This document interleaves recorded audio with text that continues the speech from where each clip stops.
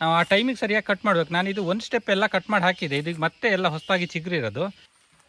ಸ್ನೇಹಿತರೆ ನಮಸ್ತೆ, ಪಚ್ಚೋಡ್ ಚಾನಲ್ಗೆ ಸ್ವಾಗತ. ಸ್ನೇಹಿತರೆ ಇವತ್ತು ಕಾಳುಮೆಣಸಿಂದು ಹಬ್ಬು ಬಳ್ಳಿ ಕಟ್ ಮಾಡ್ತಾ ಇದ್ದೀವಿ, ಅಂದರೆ ರನ್ನರ್ಸ್ ಕಟ್ ಮಾಡ್ತಾ ಇದ್ದೀವಿ.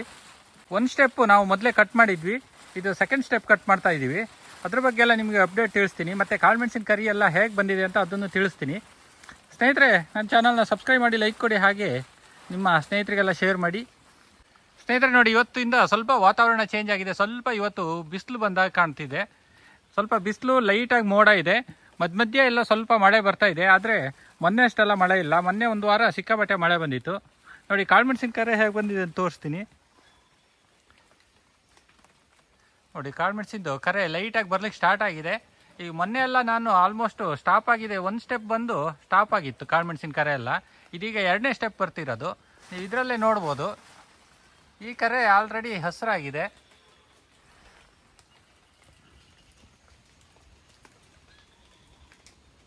ನೋಡಿ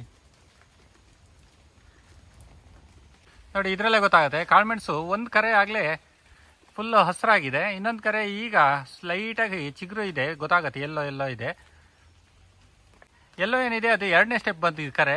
ಇದು ಆಲ್ರೆಡಿ ಸೆಟ್ ಆಗಿದೆ. ನೋಡಿ ಇದೆಲ್ಲ ಹೊಸದಾಗಿ ಬಂದಂಥ ಕರೆ ಇದು. ನಾನು ಫಸ್ಟ್ ಸ್ಟೆಪ್ಪು ಬಂದು ಅಲ್ಲಿಗೆ ಸ್ಟಾಪ್ ಆಗಿತ್ತು, ಇನ್ನು ಕರೆ ಬರೋದಿಲ್ಲ, ಇಲ್ಲಿಗೆ ನಿಲ್ಲುತ್ತೆ ಅಂತ ಮಾಡ್ಕೊಂಡಿದ್ದೆ. ಮತ್ತೆ ಎರಡನೇ ಸ್ಟೆಪ್ ಈಗ ಕರೆ ಬರಲಿಕ್ಕೆ ಸ್ಟಾರ್ಟ್ ಆಗಿದೆ. ಈಗ ಮಳೆ ಇದ್ದಾಗ ಬರಲಿಲ್ಲ, ಮಳೆ ಇದ್ದಾಗ ಹಾಗೆ ಇತ್ತು. ಮಳೆ ನಿಂತ ಮೇಲೆ ಲೈಟಾಗಿ ಬಿಸಿಲು ಹೊರಟ ನಂತರ ಒಂದು 2 ದಿವಸದಿಂದ ಲೈಟಾಗಿ ಚಿಗುರು ಬರಲಿಕ್ಕೆ ಸ್ಟಾರ್ಟ್ ಆಗಿದೆ. ಮತ್ತೆ ನೋಡಿ ಇದೊಂದು ಬಳ್ಳಿ ನೋಡಿ ಕೈ ಮರಕ್ಕೆ ಸುತ್ಕೊಂಡು ಹೋಗ್ತಾ ಇದೆ. ನೋಡಿ ಇಷ್ಟಿಷ್ಟು ದೊಡ್ಡ ಆಗಿದೆ ಕರೆ. ಇಷ್ಟು ದೊಡ್ಡ ಆಗಿದ್ರಿಂದ 2 ಸ್ಟೆಪ್ ಕುಯ್ಲ್ ಮಾಡಬೇಕಾ ಎಂತ ಅಂತ ಗೊತ್ತಿಲ್ಲ, ಈ ಸಲ ನೋಡಬೇಕು. ವರ್ಷನೂ ಒಂದೇ ಥರ ವೆದರ್ ಆದರೆ ಒಂದೇ ಸಲ ಕರೆ ಬರುತ್ತೆ. ಈ ವರ್ಷ ಟೆಂಪ್ರೇಚರ್ ಜಾಸ್ತಿ, ಸ್ವಲ್ಪ ಈಗ ಮತ್ತೆ ಮಳೆ ಬಂತು, ಮತ್ತೀಗ ಬಿಸಿಲು ಬಂದಿದೆ, ಹಾಗಾಗಿ 2-3 ಸ್ಟೆಪ್ಪು ಕರೆ ಬರ್ತಾ ಇದೆ. ನೋಡಿ ಇಲ್ಲೇ ನೋಡಿ, ಇದು ಆಲ್ರೆಡಿ ಈಗ ಕಾಳು ಕಟ್ಟಿ ಆಗಿದೆ. ಕಾಳು ಕಟ್ಟಿ ಯಾವ ಸೈಜ್ ಬಂದಿದೆ ನೋಡಿ, ಎಲ್ಲ ಸಾಧಾರಣ 50% ಆ ರೀತಿ ಆಗಿದೆ. ಈಗ ಹೊಸದಾಗಿ ಮತ್ತೆ ನೋಡಿ ಇದು ಕರೆ ಬರ್ತಾ ಇದೆ. ಈ ರೀತಿ ಆದಾಗ ನಮಗೆ ಹಣ್ಣು ಒಂದೇ ಸಲ ಆಗಲ್ಲ, 2 ಸ್ಟೆಪ್ ಕುಯ್ಲ್ ಮಾಡಬೇಕಾಗತ್ತೆ. ಒಂದೇ ಸ್ಟೆಪ್ ಕುಯ್ಲ್ ಮಾಡಿದರೆ ನಮಗೆ ಚಿಗುರು ಜಾಸ್ತಿ ಬರುತ್ತೆ. ಲೇಟಾಗಿ ಬಿಟ್ಟರೆ ಹಣ್ಣೆಲ್ಲ ಉದುರೋಗುತ್ತೆ. ಮೊನ್ನೆ ಗಾಳಿಗೆ ಅಡಿಕೆ ಮರ ಬೇರೆ ಒಂದು 4-5 ಮರ ಕಟ್ಟಾಗಿದೆ. ಒಳ್ಳೆ ಕಾಳುಮೆಣಸಿರೋ ಬಳ್ಳಿದೆ, ಒಂದು ಅಡಿಕೆ ಮರ ಹೋಗಿದೆ. ನೋಡಿ ಇಲ್ಲಿ ಯಾವ ಥರ ಅಡಿಕೆ ಮರ ಮುರಿದೋಗಿದೆ ಅಂತ. ಇದೇ ರೀತಿ ಒಂದು 4-5 ಅಡಿಕೆ ಮರ ಮುರಿದೋಗಿದೆ. ಗಾಳಿ ಅಂತೂ ಸಿಕ್ಕಾಪಟ್ಟೆ ಇತ್ತು ಮೊನ್ನೆ, ಹಾಗಾಗಿ ಒಳ್ಳೆ ಫಸಲು ಬಂದಂಥ ಮರಗಳೇ ಕಟ್ಟಾಗಿದೆ ಫುಲ್ಲು.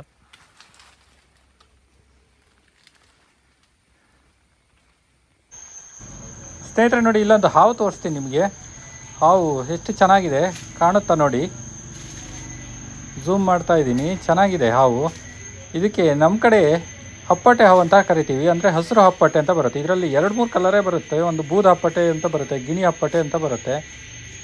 ಇದು ಸ್ವಲ್ಪ ಪಾಯ್ಸನ್ ಇರುತ್ತೆ, ಅಂದರೆ ಜೀವ ತೆಗಿಯುವಷ್ಟು ಪಾಯ್ಸನ್ ಅಲ್ಲ, ಅಂದರೆ ಚರ್ಮ ಎಲ್ಲ ಕೊಳಿತಾ ಬರುತ್ತೆ. ಅದಕ್ಕೆ ಕರೆಕ್ಟಾಗಿ ಮೆಡಿಸನ್ ಮಾಡಬೇಕು. ಸ್ನೇಹಿತರೆ ನೋಡಿ, ಈಗ ರನ್ನರ್ಸ್ ಕಟ್ ಮಾಡ್ತಾ ಇದ್ದೀವಿ. ರನ್ನರ್ಸ್ ಎಲ್ಲ ಈ ರೀತಿ ಬಂದಿರುತ್ತೆ ನೋಡಿ, ಇದನ್ನೆಲ್ಲ ಕಟ್ ಮಾಡಿ ಹಾಕಬೇಕು. ಈ ರೀತಿ ಕೆಳಗಡೆ ಬಂದಿರೋದನ್ನು ಕಟ್ ಮಾಡಬೇಕು. ನೋಡಿ ಇದರಲ್ಲೂ ಇದೆ. ಈ ರೀತಿ ರನ್ನರ್ಸು ನಾವು ನೆಲದಲ್ಲಿ ಹಬ್ಬಿ ಹೋಗ್ಲಿಕ್ಕೆ ಬಿಡಬಾರ್ದು. ನಾವು ಆ ಟೈಮಿಗೆ ಸರಿಯಾಗಿ ಕಟ್ ಮಾಡಬೇಕು. ನಾನು ಇದು ಒಂದು ಸ್ಟೆಪ್ ಎಲ್ಲ ಕಟ್ ಮಾಡಿ ಹಾಕಿದೆ, ಇದಕ್ಕೆ ಮತ್ತೆ ಎಲ್ಲ ಹೊಸದಾಗಿ ಚಿಗುರಿರೋದು, ಅದಕ್ಕೆ ಇದನ್ನೆಲ್ಲ ಕಟ್ ಮಾಡಬೇಕು. ಇದು ಕಟ್ ಮಾಡುವಾಗ ನಾವು ಭಾರಿ ಬುಡಕ್ಕೆ ಕಟ್ ಮಾಡಬಾರ್ದು. ಬುಡಕ್ಕೆ ಕಟ್ ಮಾಡಿದ್ರೆ ಬೇರೆಗೆ ಸ್ವಲ್ಪ ಪ್ರಾಬ್ಲಮ್ ಆಗ್ಬೋದು. ಇಲ್ಲ ಭಾರಿ ಒಂದು ಗಂಡು ಬಿಟ್ಟು ಈ ಕಡೆಯೂ ಕಟ್ ಮಾಡಬೇಡಿ, ಯಾಕಂದರೆ ಮತ್ತೆ ಇಲ್ಲೇ ಚಿಗುರು ಬರುತ್ತೆ. ನೀವು ಇದನ್ನು ನಿಮ್ಮ ಬಳ್ಳಿ ಏನಾದ್ರು ಹಬ್ಲಿಕ್ಕೆ ಮೇಲೆ ಹೋಗಬೇಕು ಅಂದರೆ ಇದನ್ನು ಒಂದಿಷ್ಟು ಕಟ್ ಮಾಡ್ಕೊಂಡು ಹಾಗೆ ಮೇಲೆ ಹಬ್ಸ್ಬೋದು. ಇದು ಮೇಲೆ ಹಬ್ಬೋದು ಬೇಡ ಅಂತ ಆದರೆ ನೀವು ಇದು ರನ್ನರ್ಸನ್ನು ಇಲ್ಲಿ ಕಟ್ ಮಾಡಬೇಕು. ನೋಡಿ ಕರೆಕ್ಟಾಗಿ ನಾವು ಒಂದು ಗಂಡು ಬಿಟ್ಟು ಈ ಕಡೆ ಕಟ್ ಮಾಡಬೇಕು. ನೋಡಿ ಇಷ್ಟು ಕಟ್ ಮಾಡಬೇಕು. ಅದೇ ನೀವು ಒಂದು ಗಂಡು ಬಿಟ್ಟರೆ ಮತ್ತೆ ಈ ಕಡೆಯಿಂದ ಚಿಗುರು ಬರುತ್ತೆ. ಈಗ ನೋಡಿ ಕರೆಕ್ಟಾಗಿ ಇಷ್ಟಿಷ್ಟು ಬಿಟ್ಟು ಕಟ್ ಮಾಡಿದ್ದೀವಿ. ಆ ರೀತಿ ಎಲ್ಲದ ಬಳ್ಳಿನೂ ಆ ರೀತಿ ಕಟ್ ಮಾಡ್ಕೊಳ್ಬೇಕು. ಈಗ ಸ್ವಲ್ಪ ಮಳೆ ಕಡಿಮೆ ಇದೆ, ಹಾಗಾಗಿ ನೆಡೋದಾದರೆ ನೆಡ್ಬೋದು. ಈಗ ಕಟ್ ಮಾಡಿದ್ದು ಒಳ್ಳೆ ಬಳ್ಳಿ ಆದರೆ ನಿಮ್ಮ ಕಾಳುಮೆಣಸಿನ ಬಳ್ಳಿನಲ್ಲಿ ಏನೂ ಕಾಯಿಲೆ ಇಲ್ಲ ಅಂದರೆ ಆ ಬೀಳುಗಳನ್ನ ನೀವು ನೆಡ್ಬೋದು ಬೇಕಂದರೆ.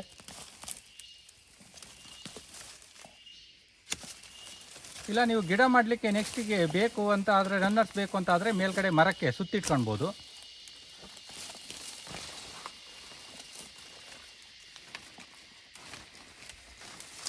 ನೋಡಿ, ಈ ರೀತಿ ಮರದಿಂದ ಕೆಳಗಡೆ ಇಳಿ ಬಂದಿರುತ್ತಲ್ಲ ಅಂಥ ಬಳ್ಳಿಗಳನ್ನು ಕಟ್ ಮಾಡ್ಕೊಬೇಕು. ಕಟ್ ಮಾಡಿದ ಜಾಗಕ್ಕೆ ನಿಮಗೆ COC ಪೇಸ್ಟ್ ಹಚ್ಚಬೇಕು, ಅದನ್ನು ಮರಿಬಾರ್ದು. ಅದನ್ನು ನಾನು ಲಾಸ್ಟಿಗೆ ನೀವು ತಿಳಿಸ್ತೀನಿ.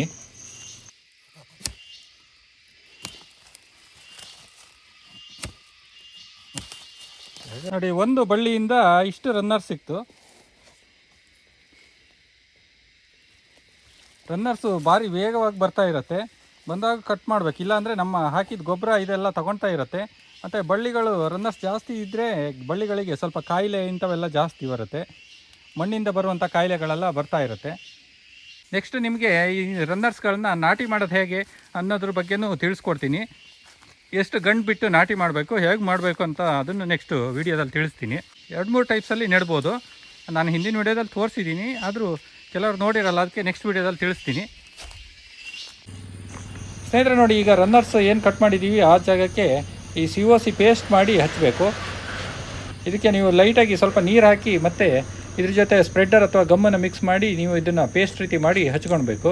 ಇದು ಯಾವಾಗ ಹಚ್ಚಬೇಕು ಅಂದರೆ ಮಳೆಗಾಲದಲ್ಲಿ ನೀವು ಏನು ಕಟ್ ಮಾಡ್ತೀರಿ ಆ ಟೈಮಲ್ಲಿ ಹಚ್ಚಿದರೆ ಸಾಕಾಗುತ್ತೆ. ಸ್ನೇಹಿತರೆ, ನಿಮ್ಮ ಸಪೋರ್ಟ್ ಹೀಗೆ ಇರಲಿ. ನೆಕ್ಸ್ಟ್ ವೀಡಿಯೋದಲ್ಲಿ ಮತ್ತೆ ಸಿಗೋಣ. ಬಾಯ್.